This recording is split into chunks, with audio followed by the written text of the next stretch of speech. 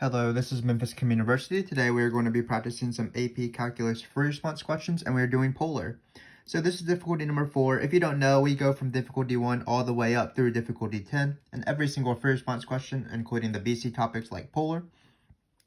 So keep in mind that this difficulty level actually isn't going to be that much harder than difficulty 1, 2, and 3. We're going to be doing similar things like finding area of a polar curve with a calculator by setting up an integral, as well as using the fact that x is equal to r cosine theta, y equals r sine theta, and we might be taking some derivatives at some point. So just keep in mind that really this level of videos, when we go from difficulty 1 through 10, it really jumps up in difficulty 6 if you want to preview that. But knowing these first 5 videos, difficulty 1 through 5, should be pretty useful because you'll get a better sense of what the standard polar questions are. And then the difficulty 6 through 10 videos are more for getting those small little things to really dominate these polar free response questions. So let's get started. Looks like we have this function here. The graph is provided for you. Sorry, not the best graph in the world, but it looks generally like this. And then we have angles from 0 to pi. So the first area question is very easy. Because remember that area in a polar graph, there's only one thing that's hard about these area questions, and let's think about it. So let me first autofocus my camera real quick. Sorry about my phone adjusting. Okay, so for remember, area is going to be 1/2 integral of r squared d theta from an angle. The only thing that's really hard is determining the angles, but if they just tell you the angles, then it's pretty easy. Then you're just going to put 0 and pi. And why is the 0 to pi? Well, it starts at 0 and then it goes all the way to the pi angle, and that angle is this angle right here when you're doing polar. So again, this area formula is pretty easy when they give you the equation like this and they give you the angle, so all you have to do is type it in a calculator. So just be wary that sometimes you do have to find the angles either by setting two polar graphs together, or maybe setting a polar graph to be equal to 0 in order to find those numbers there. So what we're going to do is we're just going to plug this into a calculator. It is calculator friendly. I have my friend Freddie here. Obviously, if you're doing some sort of AP exam or a graded assignment, you want to be in radians whenever you're doing anything with calculus. So just be wary of that. And now what we're going to do is we're just going to type this in. Again, it's a pretty easy question in this context. Later on in this video series, you'll see harder area questions, or we've already actually seen harder area questions where we have to split up the area in terms of a circle and things like that. So check those out if you want sort of a harder question. But in this case, just remember to type this in slowly. So we're going to write 2x plus 3 sine of 2x. So we write 2x. We don't need that extra parentheses. Sine of 2x. And then just remember to square it, because it is r squared. No pi, because the pi is formed using the polar part. So we're just going to write dx. And then we should get an answer. Freddie tells me the answer is 14.582, and I believe him. So again, not really difficult of a polar question, because this is just the area formula. The only thing you have to worry about in the area formula is these two numbers right here, because it's always 1/2 and r squared, and r is always given. But just keep in mind that sometimes it's a little bit harder than this. We know that the angles are 0 and pi because they give it to us, but also we know it's the first quadrant. So remember, we've done questions where you're only in the first, second quadrant, for example. So that'd be pi over 2 to pi. If you were only in the first quadrant, if you only wanted to find this area right here, that'd be 0 to pi over 2. So just be wary that you want to be very careful with these endpoints, as we've seen in these videos. Hopefully you've watched them. We do appreciate your support. And just be wary that you might be setting things to be equal to 0, or you might be splitting up things to be part of circles and not part of circles. So if you want to see another example of that, that will be in difficulty number 5. But for now, we're going to move on. So it's going to be finding this angle that corresponds to the points of the curve with y coordinate 1. So it looks like there might be multiple points where y coordinate is 1, maybe here and here. So let's just look at that. So again, what's the only important thing in polar beyond the area question? What allows you to take all these derivatives? Well, it's going to be x is equal to r cosine theta, y is equal to r sine theta. So all we're going to do is we don't actually have to do very much calculus here. It's more just setting things equal to something, because we're not taking any derivatives, or we're not doing fundamental theorem of calculus, for example. So let me move this. So basically what we're going to do is we're going to take this r. So it's 2 theta plus 3 sine of 2 theta. Just be sure that we have the right function. And then what we're going to do is we're just going to set, we're going to find y. So y is r sine theta. This is r. So y would be this thing times sine of theta. We're just going to set this to be equal to 1. And we're going to solve using a calculator. And what I like to do is I like to graph. So I go y equals, I clear this. And then we're just going to write 2x plus 3 sine of, sorry, I'm typing in wrong. So just be careful when you type things in. I probably mess it up more than you do. Sine, not inverse sine, just regular sine of 2x. So again, I'm just being very slow with the calculator, but I want to take my time with it. Sorry, this is just, let's insert a parentheses, because we can't just type in r, we have to type in r times sine of theta. And remember that oftentimes you don't want to just write sine of theta. Sometimes these calculators, while they are our friends, sometimes they get confused when you don't have multiplication. And then we're going to set this equal to 1. So it did take me like maybe 2 minutes to set plug this in, but we got there in the end. So what I'm going to do is I'm going to go to window, and I'm going to change my window because we're dealing with 0 to pi to around 0, maybe like negative 0.2 to like 3.4-ish. Basically a little bit bigger than pi. And then we're just going to hit graph. So again, this doesn't look like our polar curve, obviously, because this is in terms of x and y's as opposed to thetas. So it looks like that's our graph. And it looks like our point will, our graph here will cross this line y equals 1. Again, when you want to set it equal to 1, you just graph y equals 1 as a separate function. And we are going to do intersection points. So it's going to be graph, not graph, I have the table, let's hit our graph. Let's go calc, let's go intersection. First curve means just be on the first curve around the point. So we're going to go over here, just hit this. Second curves means be on the around the point as well. Looks like we are going to get theta equals 0.370. So let me write that down real quick. So theta is equal to 3.70. 0. So let's be careful with our decimal. And then we're going to do the same thing with these points. I'm not exactly sure if this point right here is an intersection point, so I'm just going to be careful. I'm just going to see if it is. So I'm going to go to graph, second calc, intersect again. Now I have to scroll over, which takes a little bit of time, but bear with me. We'll just scroll over to this guy right here. Make sure that this point right here is not an intersection point. It might be, it might not be. So we're going to hit 1.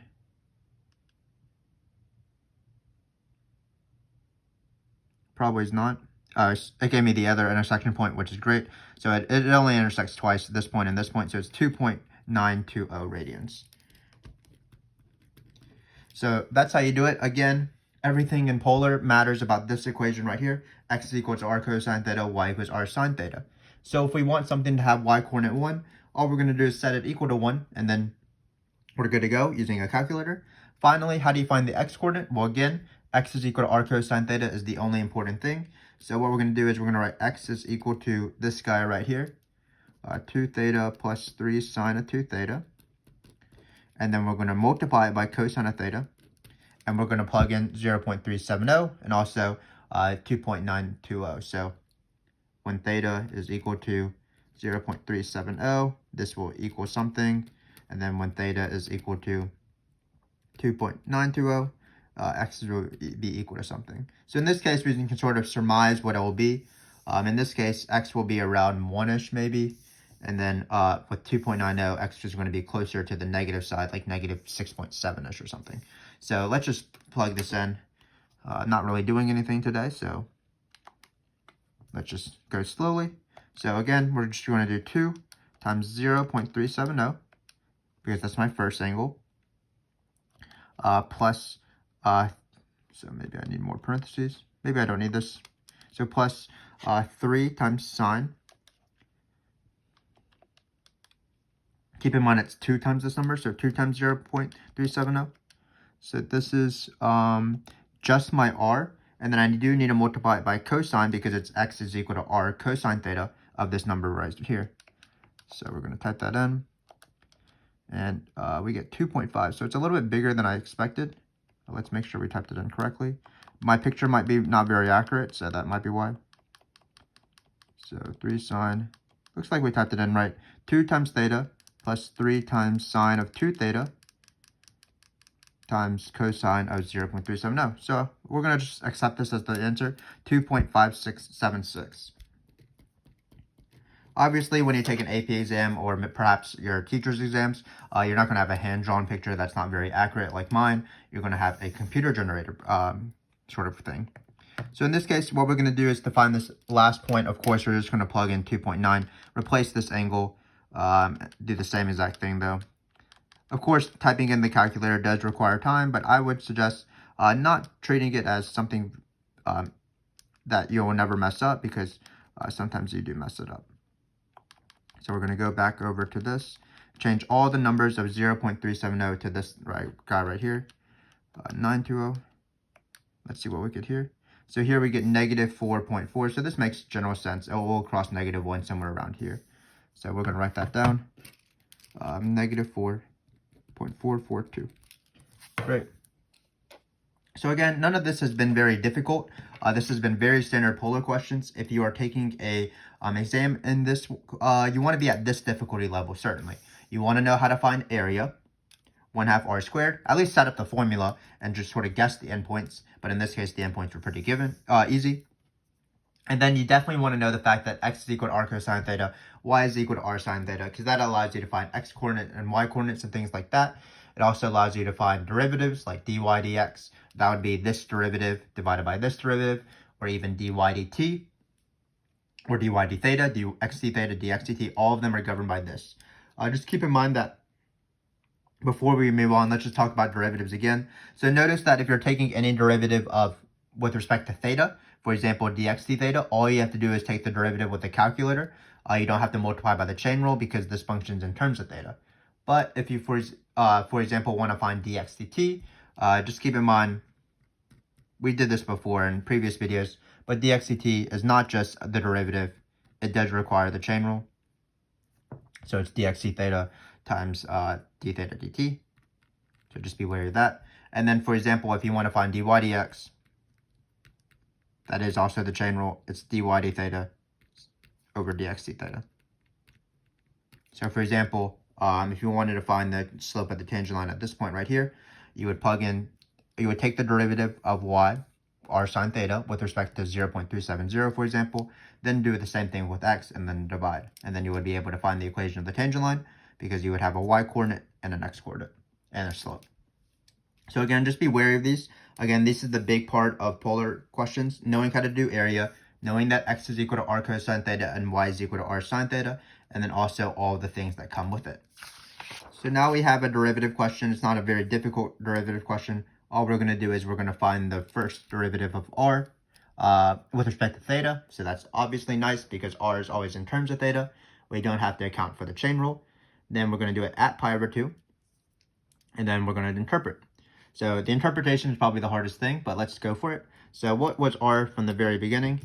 Let's flip back over. It was 2 theta plus 3 sine 2 theta. So it's 2 theta plus 3 sine of 2 theta. Great. So now what we do is we're going to take the derivative, and we're going to plug in pi over 2. Of course, we have a calculator, so I recommend that if you have a calculator, you might as well not try to take the derivative. You might mess up chain rule or something like that. You might as well just type it in a calculator. So we have math. We go down to derivative.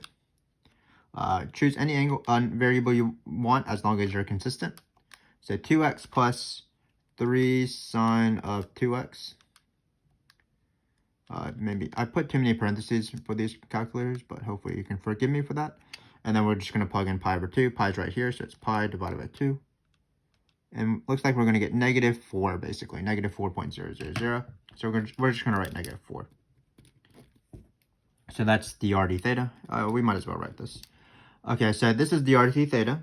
So now the trickier thing is, what does this say about r? Well, any derivative, if it's negative, if you have something and then you have its derivative automatically, that means that it's the function is decreasing. So in this case, the derivative being negative, of course, means r is decreasing. So r is decreasing.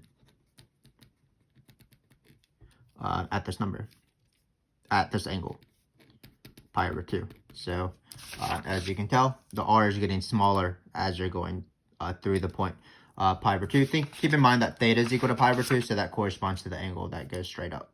So as you're passing this point, notice the r is getting smaller. Your radius is getting smaller. Then it asks a pretty common question, which is, what does this say about the curve? So just keep in mind that, as we said, r is getting smaller, and if r is getting smaller, what that means is that the curve is getting closer to the origin. So this being negative means r is decreasing, which means r is the graph of the curve is going closer to the origin.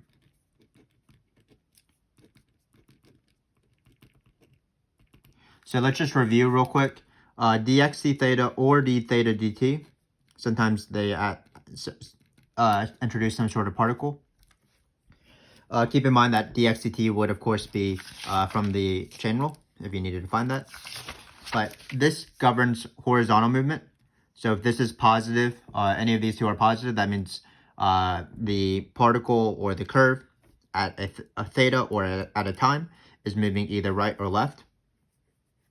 Then dy d theta and dy dt, that governs vertical movement. So if this is positive, that means it's moving up. If this is negative, that means whatever you're dealing with is moving down. Dx d theta being positive means it's moving right. Dx d theta being negative means it's going left. And then finally, the ones that are a little bit tricky, but you just have to sort of think about it, and it's the question that we just talked about. This determines whether you're moving closer or away from the origin. So just keep in mind that if dr dt or dr dt, dr dt or dr d theta, if any of them are positive, it means you're getting bigger. You're going to be on a bigger radius, so that means that you're going away from the origin. And then, as we've seen here, when dr d theta is negative, that means r, or the curve, is going closer to the origin. So just keep in mind, dr d theta being positive, farther away from the origin, dr d theta being negative, closer to the origin. So now we have one last question, and this is why this question is a little bit trickier. It's actually not a very tricky question. It's usually easier than some other polar questions, but it doesn't appear very often, so that's why I wanted to include it. Basically, what this is asking me is finding the value of theta in the interval, just the first quadrant, that corresponds to the point with the greatest distance from the origin. So if you look at the first quadrant, it's going to be about right here probably. That's going to be where it's farthest away, if you see that. But what we need to do is we just need to do an absolute max or min process. Of course, while we have videos on polar things, so you can check those out, we also have videos on our older topics like absolute max or min. So what we need to do is we just need to do our 3-step process, our closed interval method. So the question is, of course, what should we take the, what are we finding the max or min of? Well, the distance at any point, it's just going to be the radius, because that's how far you are from the origin. So in this case, our function, the thing we're going to locate, and notice it's good in this case to actually write this down because it'll be easier to plug in numbers if it's in our own handwriting and we can see it on the page. So in this case, the distance of the region or of the graph is just r. So we just have that. Keep in mind that if you have two polar questions, sometimes they ask distance or the rate of change of the distance between two polar curves. What will that be? That will be just one radius minus the other radius, because one radius is how far one curve is, and then the other radius is how far the other curve is from the origin. So just r minus r would be the distance between those two things at a certain angle. So now that we know that in this case, because we only have one curve, the distance is just the radius, all we have to do is just do our process now, and then we're going to be good to go. For example, the second step is going to be r prime of theta. So in this case, let's just actually take the derivative. This is the same thing, of course, as dr d theta. Let's be more precise. So it's going to be 2 plus 6 cosine of 2 theta. Sorry, let me rewrite that. And then try to remember not to think of the second step as just take the derivative. Try to remember it as the critical point step. So take this derivative and set it equal to 0. This equation, because it's trig and sine and cosine oscillate, this equation, of course, is going to have an infinite number of solutions. But when we graph this, we are going to be on the interval 0 to pi over 2, so we should be good to go. I think it's actually one of the, I don't think it's actually one of the good angles. We'll see how it goes. So we're going to hit window here, y equals. We're going to clear out our former thing, and now we're going to graph this to find its zeros, finding the zeros of the first derivative. So it's going to be 2 plus 6 cosine of 2x. And then we don't need to graph another graph, so we're just going to hit graph here. Oh, keep in mind we can change our window because we're only going from 0 to pi over 2. So it's pretty good to change our window. Let's change it to negative 0.2. And then instead of 3.4, which is around pi, pi is actually 3.12. Let's change it to, let's see if we can just write pi divided by 2. So that's going to be 1.57. That's great. Again, I like to fix my windows using their closed interval. I don't like to zoom in because sometimes zooming in is inaccurate. We can make it precisely how big we want it to be. So we're going to hit graph here. Looks like our function only crosses at one point. So we're just going to find this one point, and then we are ready to make the table. So it's going to be second calc 0. What you do is you go left of the 0. So we're scrolling past this, left of the 0. Then we let the spider looking thing go right of the 0.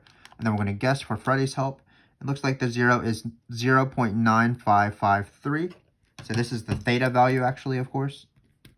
Again, all I'm doing is I'm doing the closed interval method, which you do on every single AP exam. Usually it's probably more in the accumulation for response questions or the graph for response questions if you want to check out our videos on those. But in this case, it's in this polar question. Now the third step is the most annoying step, but it's not going to be too bad in this case. Remember that always you plug in always your endpoint. So in this case, it's 0 and pi over 2. And then you include any critical points that fit within this interval. So in this case, we're going to include this number as well, 0.9553. Keep in mind, of course, that there's an infinite number of these critical points because cosine and sine are oscillating. But because we fixed our interval, we already were given the endpoints or the critical points that fit within our endpoints. If you made your window a little bit too big, you might have found critical points that don't fit with those endpoints. That's perfectly fine, of course. You just don't want to include them in your table here. So what do we plug in the right side? We always plug in the locate, and that's why I love to write the locate, because it's easier to plug those numbers in if it's just looking at you, staring at you in the face, if that's a phrase. So then all we have to do is we have to take this function right here, and we just have to plug in these numbers, and we are good to go. So let's do that real quick. So the first one I actually can do in my head, because when you plug in 0 here, you get 0, and then when you add 3 sine of 0 is 0, because you're on the unit circle, and it's 1, 0, so you're using the y coordinate. So this one is just 0, and then I'll just plug in these later on.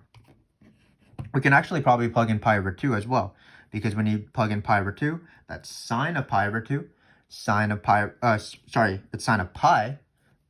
Pi is this point right here. So you're at negative 1, 0. So sine of pi is also 0. So this is just going to be pi. That'll be the radius. The radius being a little bit pi-ish. And then finally, we actually have to plug in this number here. So let's plug in that number. So it's going to be, let's quit this out. So all we have to do is plug in this one last number because the trig wasn't too bad in this question actually. So I'm going to hit 9553. That should be good. Plus 3 times sine, just be careful, 2 times 0.9553. And we should be good to go. Looks like it's going to be 4.73. And as expected, 4.739. This is going to be the biggest point. Keep in mind that pi is around 3.14. So this guy is farther away than this guy right here. So this distance definitely looks bigger than this distance. So this is our answer. So what's the greatest? Find the value. Theta is equal to 0.9553. We can write more words, of course. The polar curve has greatest distance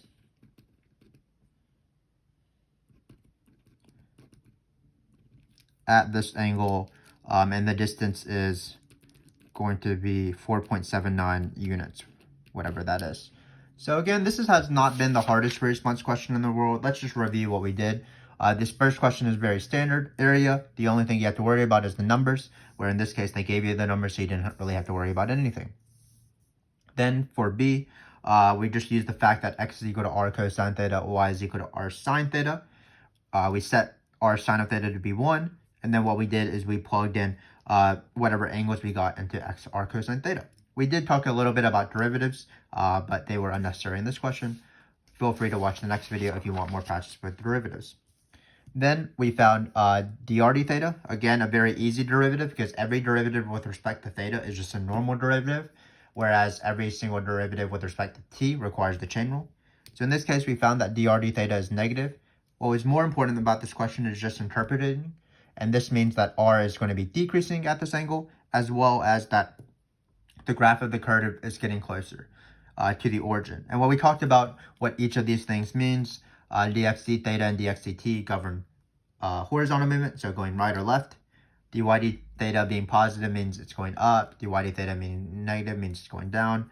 And then finally, dr d theta dr dt, probably the most confusing one. That just means that if it's positive, that means the curve is going away from the origin because you're on a bigger radius. And then if it's negative in this case, it's going to be negative.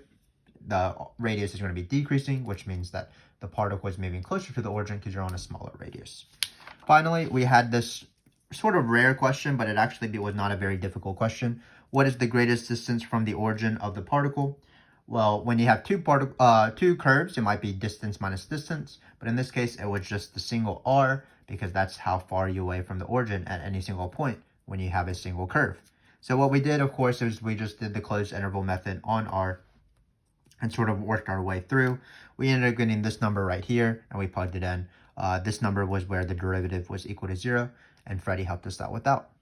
So hopefully this video has been useful for you. Again, these are the standard polar free response questions that you definitely want to be comfortable at. Be sure to watch difficulty number 5, which is sort of our last easy polar question, and then everything onward, difficulty 6, will be slightly harder, as you can tell.